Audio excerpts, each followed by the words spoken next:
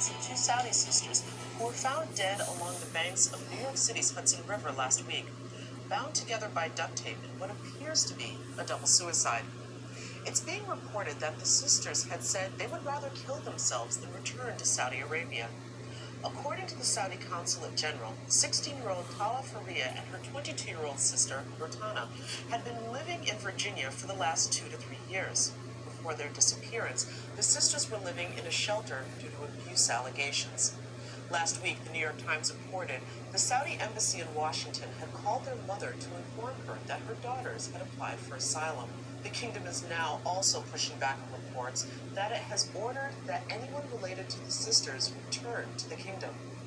In response, the Saudi embassy has called that claim, quote, absolutely false, and that details are still under investigation and will be shared in due course, end quote. The NYPD has said that at this point, a crime did not take place in New York City, but that the sisters' deaths were still under investigation. Here with an insider's view into how investigators are piecing together this case at One Police Plaza is retired NYPD Lieutenant Dr. Darren Porcher. Dr. Porcher, welcome back to the program. Well, as always, it's a pleasure, Janet. Thank you for having me. Absolutely. An incredibly somber case that investigators are looking at. And it seems like there's so many different threads as to where this can go. So, given what I just said in the intro, what is it that investigators, you would say, will most likely be working on right now? Well, this is a very complex issue. And one of the things that I revert back to when I was a detective in the NYPD, drowning investigations are very difficult. When I say very difficult, when we think of the post-mortem effect that a body takes on in the water, it's very different than the post-mortem effects that the body takes on when they're on the ground. Generally speaking, rigor mortis kicks in, I want to say maybe 2 hours after the person passes away, and that's in a warm climate. But when the body is in the water, it now decreases the body temperature and it now expands the time that rigor mortis would kick in. So that post-mortem result is very essential for law enforcement, because what that'll tell them is when the possible time of death occurred. And when we can backtrack the time of death, that can more or less lead us down the pathway of some possible issues or instances which may have caused the death, where the person was. One of the things that we look to as law enforcement is, was there any video that we can look to where these two individuals were either taken into custody or where they lost their lives. One of the things that we have here, and this is an uncorroborated source, but there was a jogger that was in the park, because this happened off of 68th Street and Riverside Drive, right off of the Henry Hudson River. The jogger stated that he saw the two girls. They were approximately 30 feet apart, and they were in prayer, but he never saw them into the water. That's something that the NYPD would take into account when doing the investigation. And then we also look back at their financial records, I want to say their credit card records from the time that they were here in New York. There was an excessive spending, so to speak. They were staying at the Hyatt Regency Hotel, and what they did in the Hilton as well. And they actually maxed out the credit cards, so they were living in somewhat of a state of opulence. And what's interesting about a suicide, less than 30% of all suicides have a note that accompanies the death. So it's a lot of people looking at, well, because they were bound and they were in the water, it's just very difficult to make that, it's very difficult to make the assessment if these people were murdered. And the truth of the matter is, I don't believe that they were. We have two types of investigations. We have murder investigations and suicide investigations. The investigative path is very different for the two. We don't have any forensic evidence that has been introduced that would lead us to believe that this was an actual murder investigation. So just based on what we have, it appears to be a suicide. Okay, but that's based on what we have, yet there's so many different threads that are being looked at, and one of them is information that is being garnered and isn't being garnered from the Saudi consulate. Now, we've already recently seen an incident where getting information was somewhat difficult. So how is that playing out into this case? Well, one of the things is the two sisters it appears that they applied for asylum and they were denied. And the same held true with the mother. The mother's asylum was denied here in the United States, so they were being called upon to come back to Saudi Arabia. That's something, and the Saudi government is refuting this. They're not giving us clear information in relation to their asylum request. But the truth of the matter is, and there's also been statements from the two sisters that they would rather die than go back to Saudi Arabia. This is uncorroborated information, because this is information that's coming from people that have passed away, and we don't have anything written or a verbal something that's verbally videotaped that support that conclusion. So we have to go with what we have, and all based on the forensic that I've seen, it appears to be suicide. One of the things we take in consideration. Okay, so basically they bind themselves together so they cannot whether swim to the surface, be saved, be not dead. So they bound themselves together with duct tape. How would you even do that? What saying? I don't believe they died like that. I believe it was murdered. Because how can you tape yourself together? That's like me trying to tape myself together. And I'm one person. You can't exactly get the tape all around. That's just crazy. And they're just going to say, oh, it's not a suicide. It's a suicide. Saying it's not murder. Are you serious? They was trying to get asylum. I'm sure everyone's seen episodes of Law and Order in New York. How it was several movie things about people from India and stuff like that in Saudi Arabia, and how they end up dead in New York. Now, and that being said, what I feel about it, I feel that someone probably, since they probably actually did say that, allegedly, that they rather die to go back to Saudi Arabia. So, when that's said, that person probably just killed them, and then since they got hit in the head, you just laid them up on a rock, because they said they found them on top of a rock, or on a small rocks or something like that.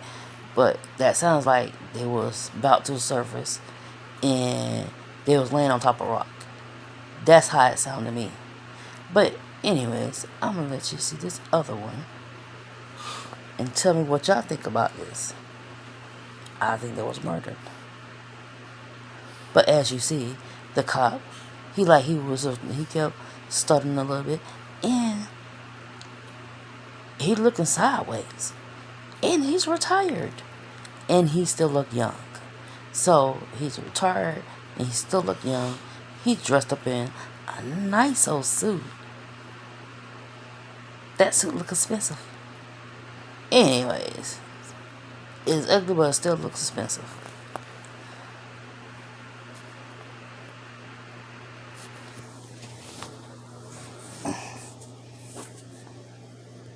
New evidence today in the mysterious deaths of two sisters from Saudi Arabia.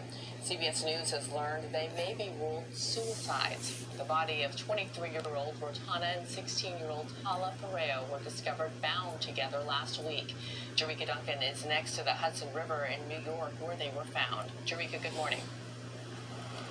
Good morning. Investigators are trying to retrace the movements of those sisters by using credit card transactions and surveillance video. A source tells CBS News that the sisters, who came here from Virginia to New York City, got here in September. Another source tells us police are using a phone number belonging to the sisters to ping the whereabouts of local cell towers. Now, Rotana and Tala came from the U.S., from Saudi Arabia with their mother 3 years ago, where they discovered, though, last week, bound together by duct tape at the waist and ankles with their hands free. Now, their bodies had no obvious signs of trauma, maybe suggesting that perhaps they jumped off of a bridge. But investigators, again, it's been more than a week. They still do not have a cause of death and say they are interviewing friends and family of those sisters down in Virginia. John? Jerika, thank you.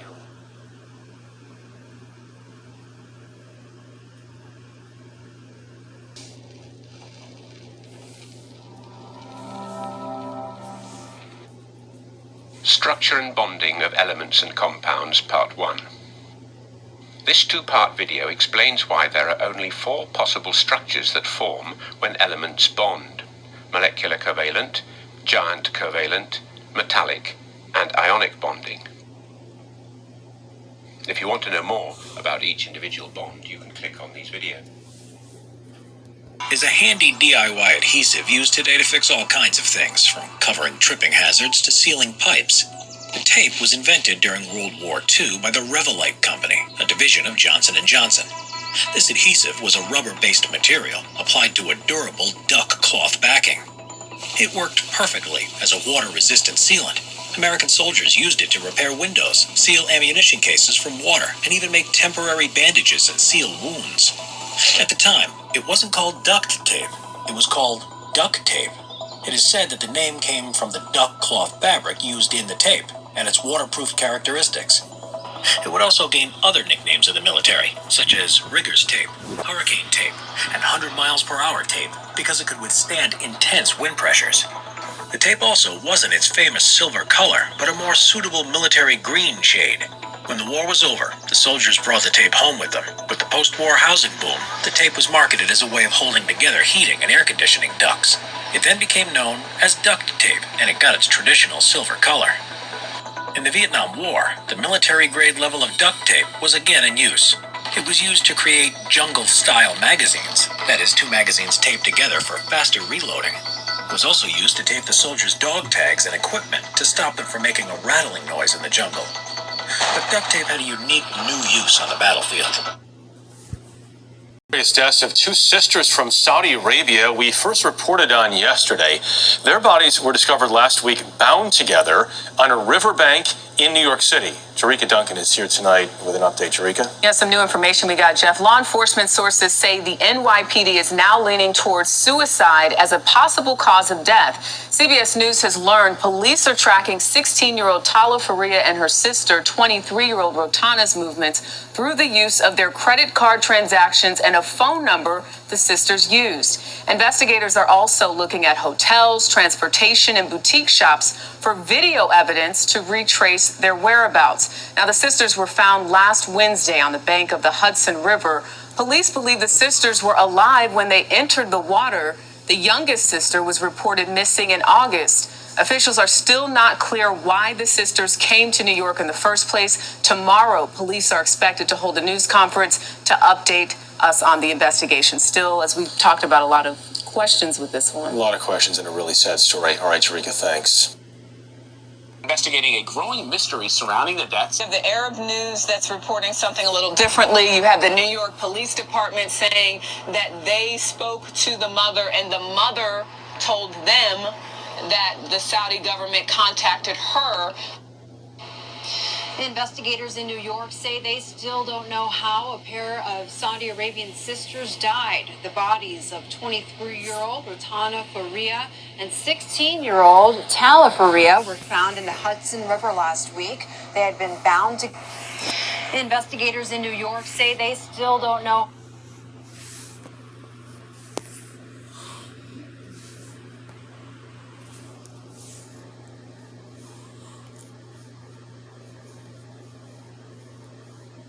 No plans tonight? See what's happening on PokeChat. It's a live streaming...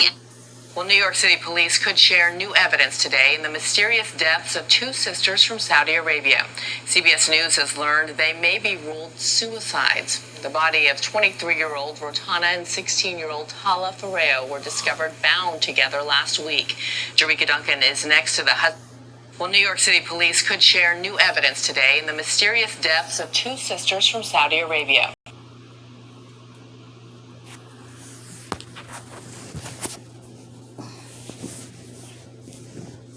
A North Carolina woman is in jail for allegedly plotting to kill her mother for insurance money. See, do y'all hear that? There were several different news places and stuff like that. It sounds crazy. They have so many different stories, but all of them. And as you see, they was on top of the rocks, way away from the water. But they drowned in water. It might not even be the same part for them to be found over there. And what's saying they was even put in the water? Maybe they were drowned somewhere else and brought to the water and put on the side where all the rocks at. There was nowhere sand close by them. And he only had duct tape on their ankles. And you can look and see how that tape is. They had to cut them free. That's what that is. They had to cut them free. They had to cut all the duct tape off or something like that. Or maybe they already knew that she was there. They try to get asylum. And when that usually happens, people from other countries tend to make their person disappear. Or maybe a random killer did it. Because it wasn't a lot of killings up in New York by the river area. I'm gonna find out the name of that. I think it was a lake too or something. I found a video of that and but at that time it was a lot of prostitutes were being killed. And they didn't look for them, but the person, because they cops wasn't looking for anybody and didn't care because they were prostitutes or they made their money on the streets and they didn't even care to look for them until too many of them started getting missing and there were people harassing the cops.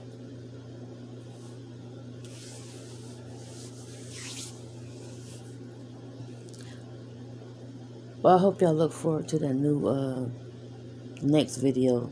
It's going to be about that killing spree. And I think it was like 2 or 3 different ones. It was another place where a lot of women that make their money on their own was getting killed at too.